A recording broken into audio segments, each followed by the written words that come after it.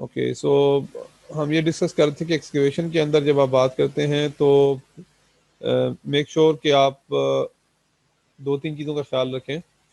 एक तो ये कि जो आपने एक्सकेवेशन जब करवानी है तो जो फुटिंग की फाउंडेशन होगी ना आपकी, सॉरी बिल्डिंग की जो फाउंडेशन है या फुटिंग है, उससे आपने बाहर की तरफ इतना स्पेस छोड़ना है कि आपकी लेबर बाहर की तरफ से खड़े होकर भी काम कर सके। ठीक है, ऐसा नहीं हो कि आपका जो फेस है वॉल का, अगर आपकी बिल्डिंग जैसे ये वाली हमारी बिल्डिंग है एग्जाम्पल में कर रहे हैं, तो अगर फॉर एग्जांपल ये 50 बाय 50 की बिल्डिंग है तो आपने एक्सकेवेशन भी 50 फीट के हिसाब से नहीं करनी, आपने थोड़ा सा इसको दूर एक्सकेवेशन को उसकी जो दीवार है बिल्डिंग की उससे 6 इंच या 1 फुट बाहर की तरफ एक्सकेवेट करवाना है, ताकि आपके पास वर्किंग स्पेस भी हो जाए और दूसरा ये है आपके लेबर नीचे खड़े होकर काम कर सकें। ठीक है, तो नॉर्मली चेंज क्या ही रखा जाता है गैप, जैसे कि हमें वो हमारे स्टूडेंट बता रहे थे अभी स्टार्ट में। तो असाइनमेंट मैंने जानबूझ के ऐसे नहीं रखा, मैंने उसको बिल्कुल सिंपल रखा है, मैंने ये चीज़ें नहीं देखी, अदरवाइज वो सारा कुछ मैं काउंट करूँ तो फिर तो ठीक है।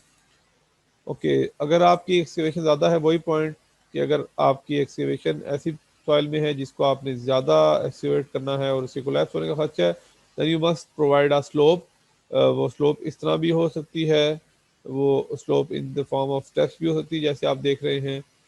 तो उस स्लोप को प्रोवाइड करने का आपको फ़ायदा, let me admit the students. Okay, एक तो ये है कि आपकी स्लोप कुछ अगर यूं हो तब भी ठीक चल जाता है काम, अगर आप स्टेप वाइज कर लेते हैं तब भी ठीक हो जाता है। लेकिन ये है कि आपने उसके अंदर इसी का ख्याल करना है कि अगर आपकी सॉइल है वो कोलैप्स ना हो। ठीक है जी।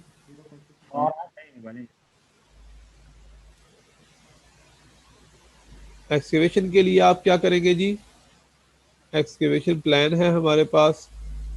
उसके लिए अगर आप देखें तो यहाँ पर हम कुछ यूँ कर रहे हैं कि जो हमारी एक्सटर्नल वॉल्स है ना जितनी भी, उन एक्सटर्नल वॉल्स को एक जगह जमा कर रहे हैं, और जो बीच में क्रॉस वॉल्स आ रही हैं दो, उनके लिए अलग मेथड करेंगे।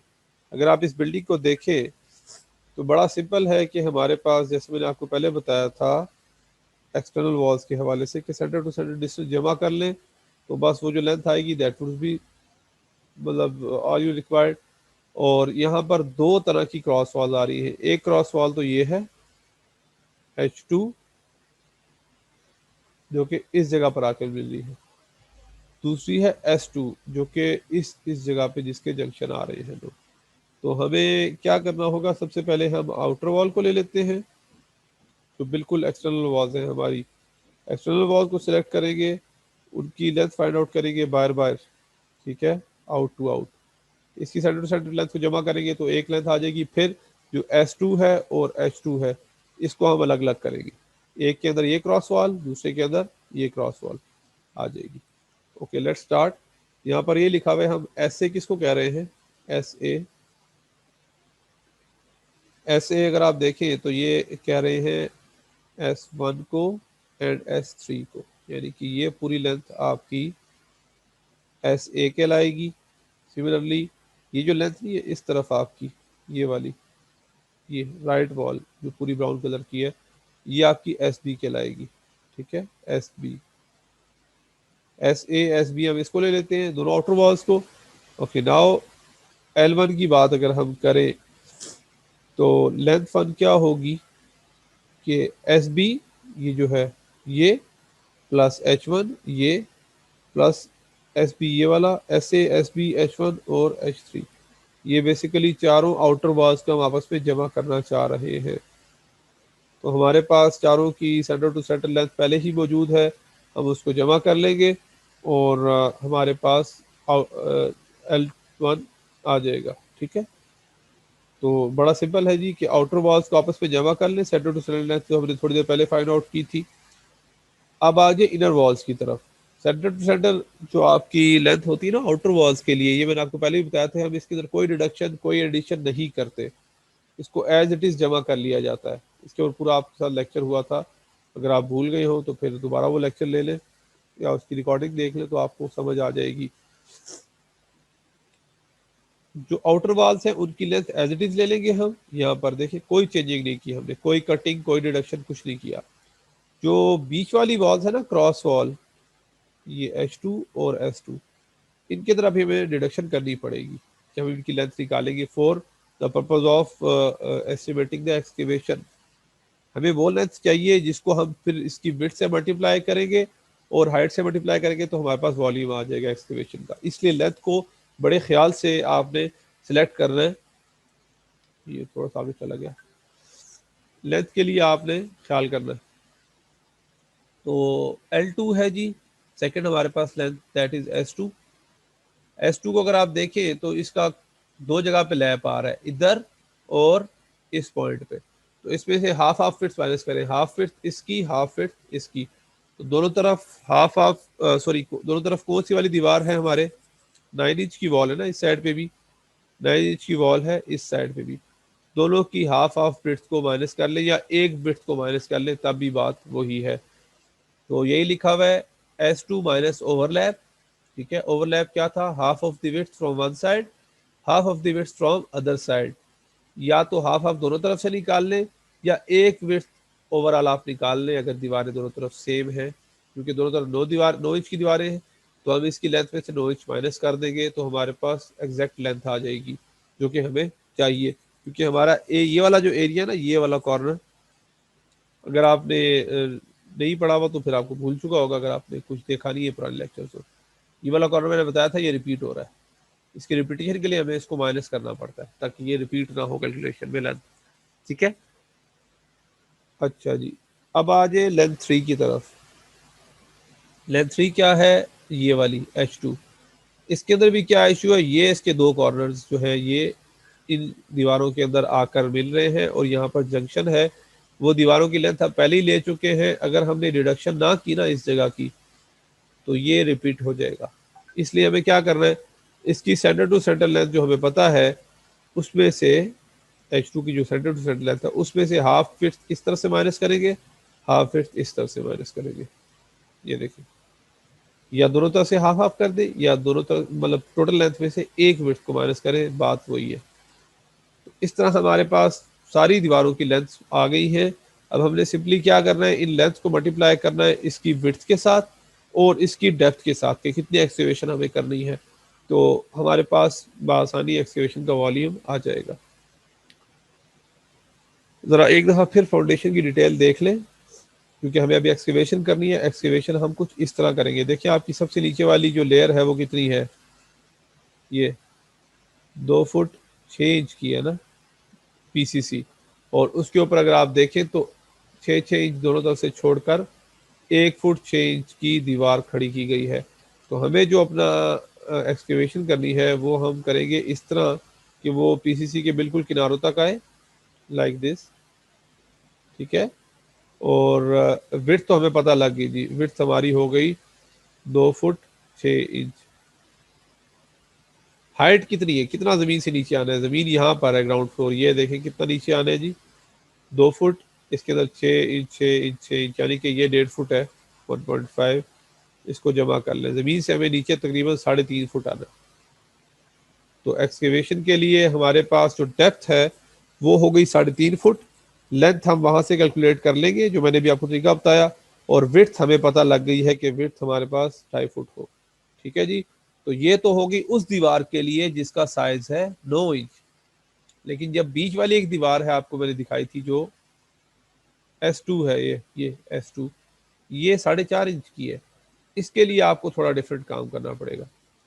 4.5 इंच वाली दीवार के लिए आपकी जो विड्थ है फाउंडेशन की जो आप एक्सकेवेशन करोगे वो सेम नहीं होगी। क्यों, क्योंकि नीचे लीन को देख लें इसकी विड्थ क्या है। ठीक है, इसके लिए जो आप खड्डा करेंगे या एक्सकेवेशन करेंगे उसकी ब्रेड्थ होगी 2 फुट और 1.5 इंच। ठीक है, बाकी डेप्थ बराबर ही है, डेप्थ देख ले सेम होगी 2 फुट ये और 1.5 फीट ये।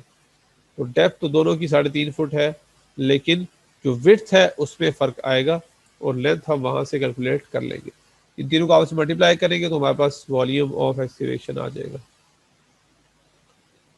ओके, ये वही चीज़ बता रहे हैं आपको अगर आप एक ओवरऑल व्यू देखना चाहें। ये देखें इसका जो 2 फुट 6 इंच इसकी बेसमेंट है, जो 9 इंच वाली दीवार है, और जो 4.5 इंच वाली दीवार है इसकी हमारी जो स्टार्ट हो रही है वो 2 फुट और 2.5 इंच के, सॉरी 2 फीट और 1.5 इंच के हिसाब से बन रही है। 2 मिनट हसन मैं आपको अलाउ करता हूँ। आपको क्या क्वेश्चन है जी, पूछे क्या क्वेश्चन है। सर वो असाइनमेंट में मेरा ख्याल है सर आपने वो प्लिंथ लेवल मेरी नजर नहीं आया, तो सर वो जो डेप्थ ऑफ फाउंडेशन है उसके ऊपर से 1 फुट चेंज ले लें। मैंने उसके अंदर एक्सकेवेशन की डेप्थ बताई है ना आपको स्टार्ट में। सर एक्सकवेशन वो तो सर ग्राउंड लेवल हो जाएगा ना, उसके ऊपर सर प्लिंथ लेवल तक आपने कहा है कि वो प्लिंथ लेवल निकालना तक है ना। आप 1.5 फुट ही ले लें। ठीक है, बिल्कुल। जी सर। मैंने उसके अंदर बाकी कोई ठीक है। काम नहीं करवाया, मैं सिर्फ उसमें यही बोला कि आप यहाँ तक इसको तो लेकर 4.5 फुट हो जाएगा ना टोटल। जी टोटल आपका ये वाली लेंथ और ये वाली लेंथ, ये टोटल हाइट आपने खुद निकाल लेनी है फिर। ठीक है। जी सर। और जी मैंने उसके सर। स्टेप्स भी नहीं दिए, अगर स्टेप्स देता ना तो फिर मैं आपका डायग्राम भी देता आपको। मैंने स्टेप्स नहीं दिए, इस वजह से मैंने डायग्राम नहीं दी, सेक्शन व्यू नहीं दिया फाउंडेशन का। जी ठीक है सर, कोई मसला नहीं, हो जाएगा। ओके नाउ, अब लेंथ कैलकुलेट कर लेते हैं जी। विड्थ का तो, डेप्थ का मैंने आपको तरीका बता दिया, विड्थ का भी बता दिया, सिर्फ लेंथ रह गई है।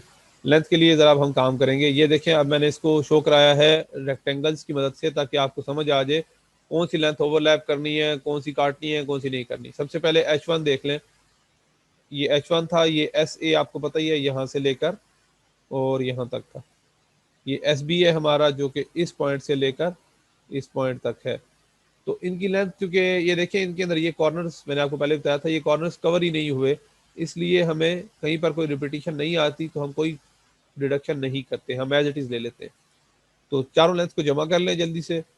L1 हमारे पास क्या होगा, H1 SA H3 SB, चारों को जमा कर लिया। ठीक हो गया। और विड्थ ऑफ एक्सकेवेशन देख लें जरा, मैंने भी आपको दिखाया था, यहाँ पर क्लियरली मेंशन है 2 फुट चेंज होगी विड्थ ऑफ एक्सकेवेशन।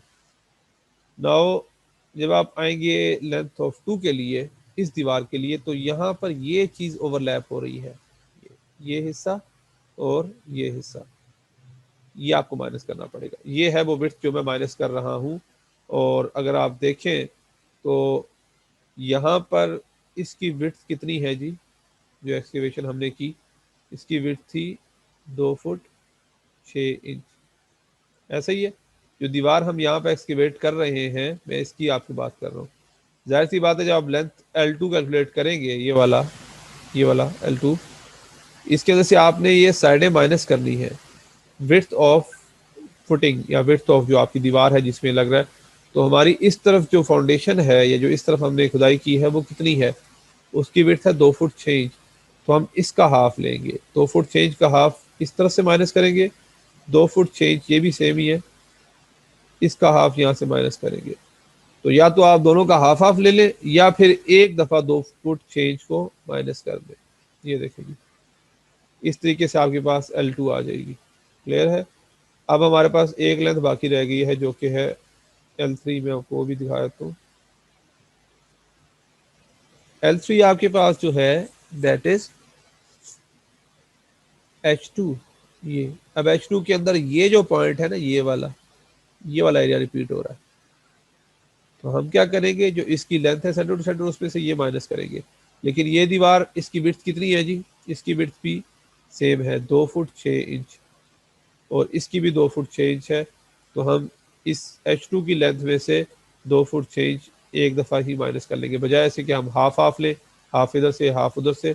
हम एक ही दफ़ा 2 फुट 6 इंच को माइनस करेंगे, तो हमारे पास इसकी लेंथ भी आ जाएगी, क्योंकि हमें एक्जैक्टली चाहिए। ठीक है। यहाँ पे आप टेबल लिखा हुआ है जिसके अंदर हम कैलकुलेशन करते हैं। कैलकुलेशन करने के लिए टेबल हमें बनाना पड़ता है, ताकि हमारी कैलकुलेशन मिक्सअप ना हो जाए, उल्टी पुल्टी ना हो जाए।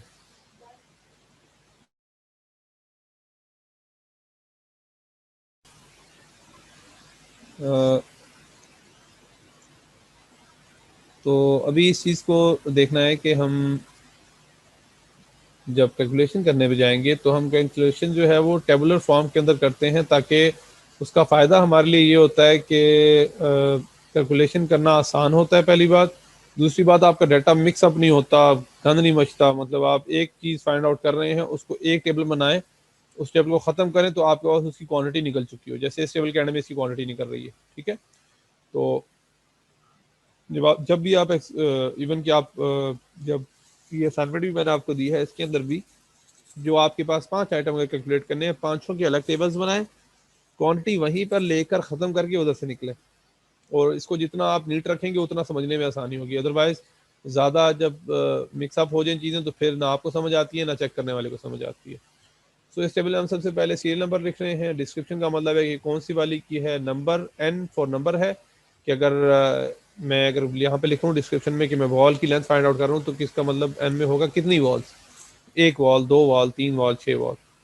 फिर मेजरमेंट असल चीज़ होती है जिसमें आप वॉल्यूम फाइंड आउट करते हैं। मैंने आपको बताया था लेंथ, ब्रेड्थ और डेप्थ, ये तीन चीज़ें निकल आएंगी तो आपके पास वॉल्यूम आ जाएगा। वॉल्यूम है हमारा यहाँ पर बेसिकली क्वांटिटी क्यूबिक फीट में। और टोटल क्वांटिटी इसलिए हम करते हैं कि अगर एक जैसी चार दीवारें हैं, फॉर एग्जांपल आप एक दीवार की क्वांटिटी निकाल के उसको चार से मल्टीप्लाई करेंगे तो फिर टोटल क्वांटिटी यहाँ पर आ जाएगी। इस सूरत में तो हमारे पास एक ही दीवार थी इसलिए हमने इसको वन लिखा हुआ है। अब जरा सबसे पहले L1 की कैलकुलेशन देखते हैं। L1 को मैंने वन इसलिए लिखा क्योंकि ये पूरे का पूरा जो हमारे पास आउटर वॉल थी हमने उसको एक ही ले लिया।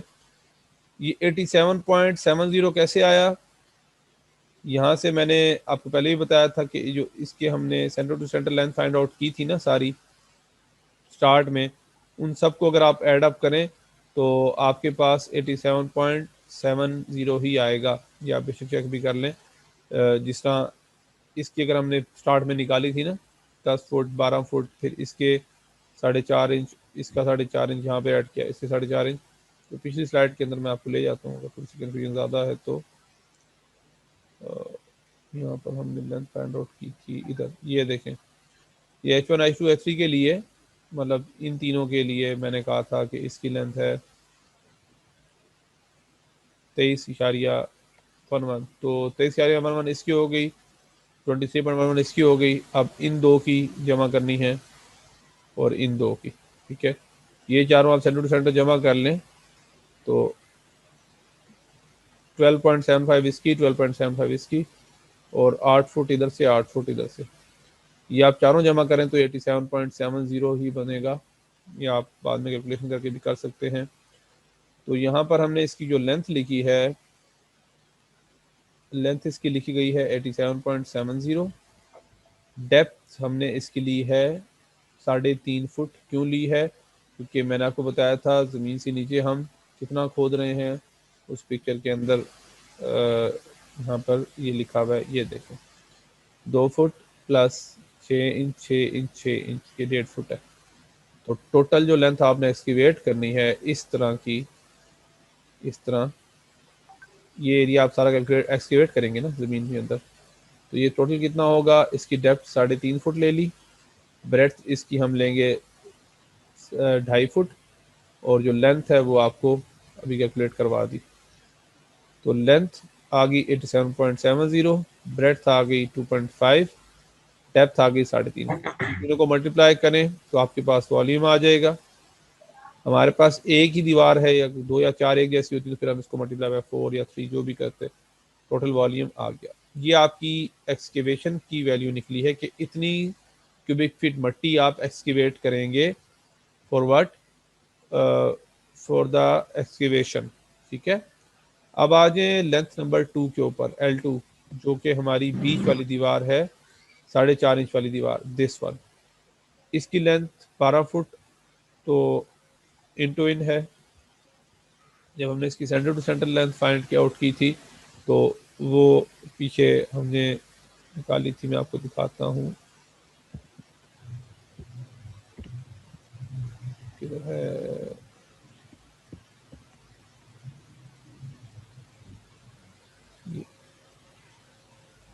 जी S2 के लिए देखें, S2 के लिए हमने सेंटर टू सेंटर लेंथ निकाली थी, वो बनी थी 12.75, ठीक है। उसमें से हम जो सेंटर टू सेंटर लेंथ है उसमें से हम दोनों तरफ से इसकी विड्थ ऑफ फाउंडेशन माइनस करेंगे तो ये हमारे पास जो आ रही है दैट इज़ 10.2, ठीक है। ये 10.2 फीट में है, अगर इंचज़ में अगर आप इसको लेके जाएंगे तो ये बन जाएगी कुछ 10 फुट और राउंड 3 इंच या उससे कम, ठीक है।